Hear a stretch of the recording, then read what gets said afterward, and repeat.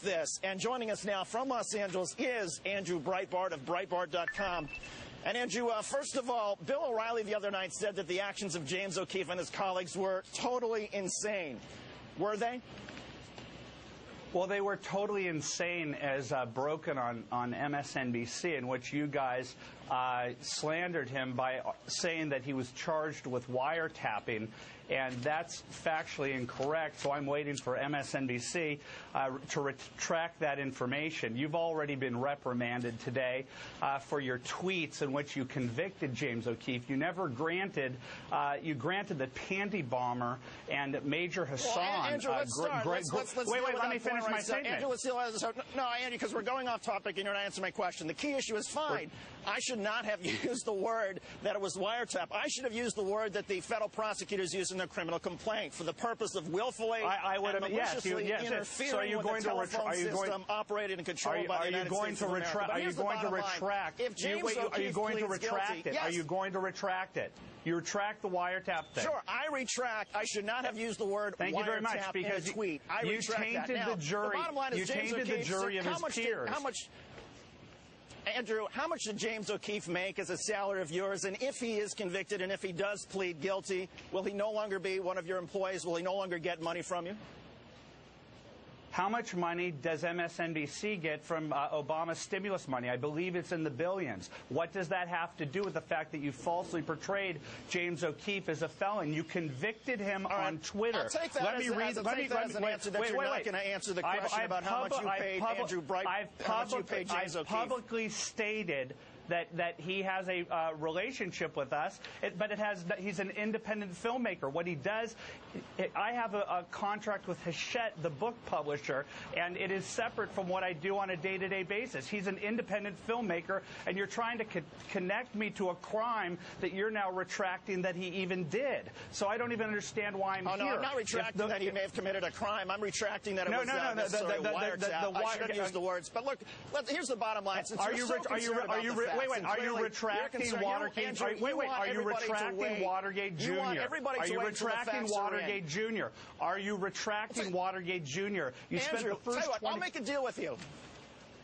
Andrew, first of all, they're calling it Watergate Jr. down here in New Orleans, so that's what they're saying. But that's because you called it Watergate Jr. My use of the word MSNBC. Will you retract what you put on BigGovernment.com right now? On BigGovernment.com right now, you refer to alleged crimes committed by Acorn. Your website refers today to alleged crimes committed by Acorn employees. There have been no crimes alleged by Acorn employees by anybody but you.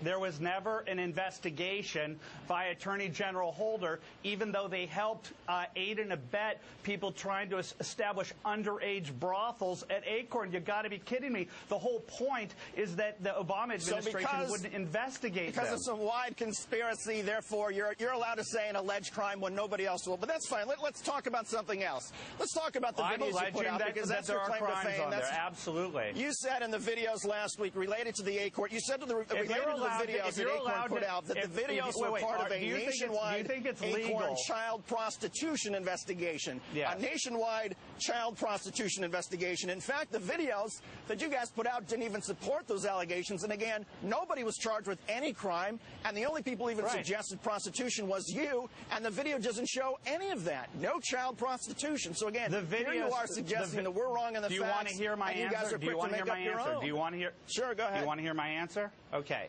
The videos clearly show in almost every single office, the employees of Acorn helping aid and abet the establishment of an underage prostitution brothel and of 14-year-old girls. They even helped them figure out how to get them on the IRS, off of the IRS rolls as dependents. If you don't find that to be criminal behavior, that's your problem. Nobody else mine. found it to be criminal behavior. No, but you're the only one who made the allegation. Here's another example. November 23rd. Let's go to another example. November 23rd, 2009. You reported that Acorn had been involved in an obstruction of justice because a private eye that you hired went to the Acorn offices in San Diego Diego and found lots of documents. When people actually looked at the documents, let's see, they were documents of old flyers, food stamp applications, That's not true. canvassing That's forms. not true. And again, Acorn never justified the obstruction. That's not true. It was never an obstruction of justice, and it was never charged. Well, can I frame the argument as I made it so that you don't do what you did yesterday with James? Attorney General Andrew, Brown. you want things to be framed on your terms, and here you are talking about journalism ethics when you guys have just demonstrated over and over. You've demonstrated repeatedly that you have no concern for the facts. You are so quick to make allegations about other people, and yet when one of your own is charged by a federal prosecutor, by the FBI, you want everybody to hold off and wait. They are correct allegations. They are correct allegations that you have a corrupt government that won't investigate the fact that Attorney General Brown in California said he would investigate Acorn. And during the period after that, Acorn dumped into its dumpsters over 20,000 documents, which included financial forms, which included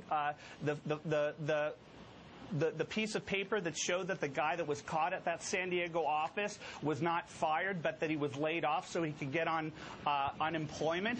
You just said that there were just Andrew, flyers. Was never followed up by a criminal prosecutor. But let's take it back to this case. That's a huge problem, David. Why wasn't it? James O'Keefe and his colleagues wanted to shame Senator Mary Landrieu. There was a tweet that James O'Keefe sent out that suggested that big things were coming. He said back in December the 31st, get ready because this is about to get heavy. Did you have any conversations with him about his intention here in Louisiana and what he was intending to do? Absolutely not. Okay, that's it. Andrew Breitbart from Breitbart.com. Andrew, thanks for coming on. We appreciate it. We appreciate you joining us and trying to make your case.